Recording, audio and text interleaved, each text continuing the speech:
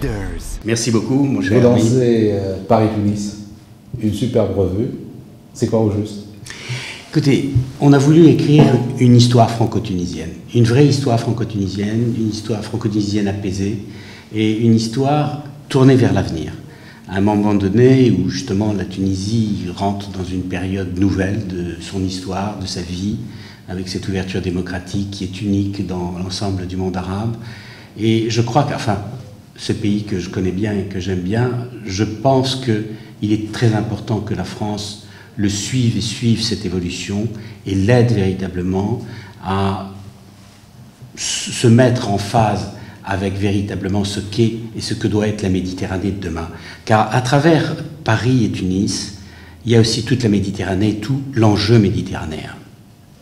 C'est un mensuel Alors il s'agit d'un trimestriel. pour le moment. Pour le moment, c'est un trimestriel, et puis on verra bien, comme toujours dans ce genre de publication, si ça marche bien. J'espère que ça marchera et qu'on comprendra l'importance de cet enjeu, parce que ce que nous voulons, c'est essayer de raconter des histoires entre la France et la Tunisie, des histoires d'hommes, des histoires de femmes aussi, je crois que c'est important, et de montrer qu'il n'y a pas que les liens économiques. Les liens économiques sont importants, c'est vrai, mais il y a les liens humains. Il y a en France 800 000 Tunisiens qui vivent, qui travaillent. Certains sont de grandes personnalités, qui ont fait des affaires, qui sont des médecins, et qui enrichissent également la société française par leur savoir. Et il y a également en Tunisie des Français qui aident la Tunisie et qui ont trouvé leur place en Tunisie. Et ça, souvent, on ne le sait pas suffisamment. Et nous, on veut le faire savoir. C'est notre objectif. C'est une revue écrite à plusieurs mains. Qui comptez-vous parmi les auteurs? Écoutez, on a plusieurs journalistes, en fait. C'est ce qu'on a voulu faire, ce que j'ai voulu faire, puisque je n'en suis que le rédacteur en chef. Ce que j'ai voulu faire, c'est que ce soit un vrai journal de professionnels. C'est-à-dire qu'aujourd'hui, au moment où la Tunisie s'ouvre véritablement à la démocratie et à la liberté de la presse, il faut que notre journal s'intègre aussi dans cet espace. Il n'est pas question de revenir à une ancienne époque. Donc nous sommes des journalistes libres, dans lesquels nous écrivons et nous constatons la situation qui existe en Tunisie et ce qui existe en France. Et les écritures sont nombreuses. Vous avez des gens comme Daniel Vernet, qui est un ancien du Monde. Il y a d'autres journalistes également, qui soient français, qui soient libanais, des gens qui ont une connaissance, non seulement des relations franco-tunisiennes, mais également des relations du monde arabe. Parce que bon, la Tunisie est évidemment une des parties de ce monde arabe, de cet univers. J'aime pas tellement le mot monde arabe d'ailleurs, personnellement, de cet univers méditerranéen. C'est ça ce que je préfère, c'est l'univers méditerranéen. Et je crois que la Tunisie de demain va s'inscrire de plus en plus dans cet univers méditerranéen, justement grâce à la formule que vous avez réussi à trouver miraculeuse entre nous. Vous n'êtes que le rédacteur en chef, bien au contraire, vous êtes un peu l'auteur de cette dynamique. Mais l'éditeur, c'est Olivier Breton. Voilà, l'éditeur, c'est Olivier Breton, c'est lui qui m'a demandé de m'occuper de cette revue. J'espère que sa confiance portera ses fruits. Oui. Olivier, si vous n'êtes pas à cette première aventure, vous avez déjà 6 autres publications, n'est-ce pas? Tout à fait, on a même une petite dizaine aujourd'hui, on sort Milan Excellent. le mois prochain. Paris-Tunis s'inscrit dans une longue réflexion qui est celle de faire comprendre la France aux pays étrangers et de faire comprendre aux Français les enjeux de ces pays étrangers. La France est très finalement centrée sur elle-même, très auto-centrée, souvent suffisante, parfois arrogante. Elle ne comprend pas bien les enjeux internationaux, elle ne comprend pas les équilibres économiques.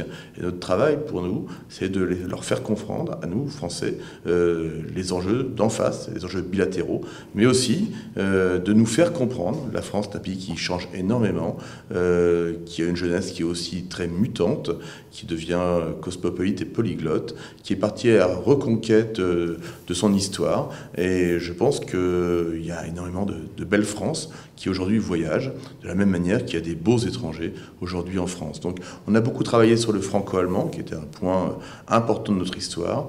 Du franco-allemand, on est passé au franco-algérien en créant Paris-Alger. Puis après Paris-Alger, on s'est intéressé à des problématiques outre-Atlantique avec Paris-Montréal.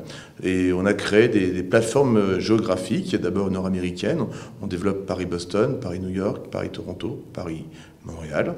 Et évidemment sur le Maghreb qui nous était cher sur bien des aspects et pour des raisons aussi biographiques. On a développé Paris-Alger, puis Paris-Casablanca et aujourd'hui Paris-Tunis. Et demain peut-être Paris-Tripoli? Paris-Tripoli, pourquoi pas? Je pense que là, il y a... Ou Nouakchott? Déjà, on a sorti Paris-Téhéran, ce qui était déjà un vrai exploit, excellent. avec laquelle, contrairement à ce que beaucoup de gens pensent dans l'opinion française, les relations sont très bonnes. Avec les Iraniens, on a des relations, je crois, de transparence, d'équilibre et de parité. On s'évertue dans nos dispositifs interculturels à traiter également les deux parties en présence, de confronter des points de vue, de manière toujours positive, c'est vrai. Il ne s'agit pas de travailler au conflit, ni au point de frottement. On travaille sur l'analyse du présent et de la prospective court et moyen terme. Vous parliez sur l'avenir de la presse écrite. Écoutez, nous, la partie papier est un aspect du dispositif, des écosystèmes éditoriaux qu'on monte. C'est un trimestriel, oui, mais on fait de la curation de contenu sur la totalité des réseaux sociaux aujourd'hui qui est fait de manière quotidienne. On a des sites internet qui sont faits de manière remis à jour hebdomadairement avec que des contenus originaux. Tous les mois, on envoie des newsletters sur les communautés de chaque pays pour l'actualité, franco quelque chose, pour voir ce qui se passe dans les centres culturels, dans les forums économiques, les CCI, etc. Donc on est véritablement des agrégateurs, on gère la relation, on est des plateformes de mise en commun d'intelligence qui pensons positivement le futur. Bimestriellement, on crée des clubs affinitaires derrière chacune des revues qui se rencontrent pour réfléchir sur le numéro qui sort et sur les contenus qu'on doit produire. Et trimestriellement, on sort le magazine. Enfin, annuellement, on a une rencontre qui fait le point entre les deux pays sur la relation, l'état de la relation franco quelque chose, une fois par an, dans lequel, c'est original, on mêle l'économie, l'associatif, la société civile et le politique. Donc c'est ça le modèle économique, une publication papier et tout un écosystème autour. C'est à cela qu'on croit. On a même, dans le cadre du franco-allemand, une maison d'édition. On fait qui publie énormément de livres sur franco-allemand, évidemment. On est beaucoup sur la question européenne. On a Paris-Bruxelles, qui est complètement digital et numérique. Et on crée pour l'instant, avec 4 pays européens sur 28, Milan, Berlin, Paris, Bruxelles, des systèmes de triangulation. Il ne s'agit pas pour nous de faire du bilatéral pour le bilatéral. On fait du bilatéral pour faire du multimodal. La question pour nous, c'est plutôt la triangulation. De cette manière, il est très possible pour nous d'associer Paris-Tunis à Paris-Berlin.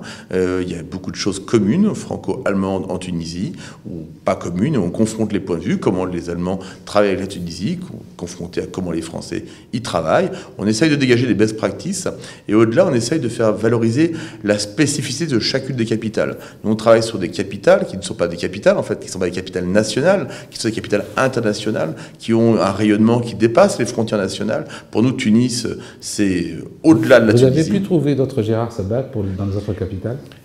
Eh bien, étonnamment, oui. Ah, voilà. Et jamais, ils sont tous... J'ai au moins cette chance de travailler qu'avec des gens assez extraordinaires, c'est-à-dire de talent. Extraordinaires, ça comporte le talent, qui sont très impliqués dans les pays, qui souvent parlent les langues locales, ce qui est le cas de Gérard qui parle arabe, etc., italien, français, anglais, etc. Mais au-delà de ça, ce sont des gens qui sont très investis dans l'intercompréhension entre ces pays. Et effectivement, on a la chance d'avoir toujours 3, 4 célébrités françaises qui sont inspirées par ces pays. En Iran, par exemple, on travaille avec Jean-Claude Voisin, qui est un grand archéologue, et des gens comme Bernard Ourcade, qui est le spécialiste de l'Iran en France, etc. On a la chance à chaque fois de trouver des gens, avec Bruxelles, on travaille avec Jacques Dokiert. Dokiert a créé les Échos à Bruxelles il y a 20 ans, il nous a rejoint après. Avec l'Allemagne, on travaille avec Lise Joly, qui était correspondante pendant 20 ans de Radio France à Berlin, ou Henri de Bresson, qui était le patron des pages Europe et correspondant du Monde à Berlin. Sauf qu'ils ne sont pas allemands, alors que Gérard est tunisien. Oui, alors, je dirais qu'il est quand même... Il est français. Il est français. Il est francophone. Je crois qu'il est français, qui aime authentiquement la Tunisie, mais c'est à lui de répondre à ça. Je ne pense pas qu'il y ait de carte tunisienne, il reste français. Je pense qu'on est français avec l'ouverture et la tolérance dont les Français devraient porter la responsabilité partout dans le monde, c'est-à-dire un sentiment d'empathie qui va plus loin qu'une dimension verticale des relations. Mais ce que tu ne sais pas, c'est qu'en réalité, et c'est ça qui fait la force de la Tunisie, c'est que quand tu as des racines tunisiennes, qui que tu sois, quand tu as vécu dans ce pays, et ce qui fait le particularisme de ce pays, c'est que tes racines, tu les gardes. Alors même si tu es français, mais que tu es né dans ce pays, tu gardes, si tu veux, des racines tunisiennes, et c'est ce qui fait la force de ce pays. Et il faut que ce pays le comprenne, d'ailleurs, aussi, qu'il faut que ce pays retrouve, justement, son histoire. C'est pour moi quelque chose de très important. C'est la mission de votre revue. Absolument, je crois que... D'entretenir ce lien, de le faire vivre, de l'enrichir, et vous avez beaucoup de courage. Moi, je vous souhaite beaucoup de succès et bonne chance. Merci beaucoup. Merci. Leaders.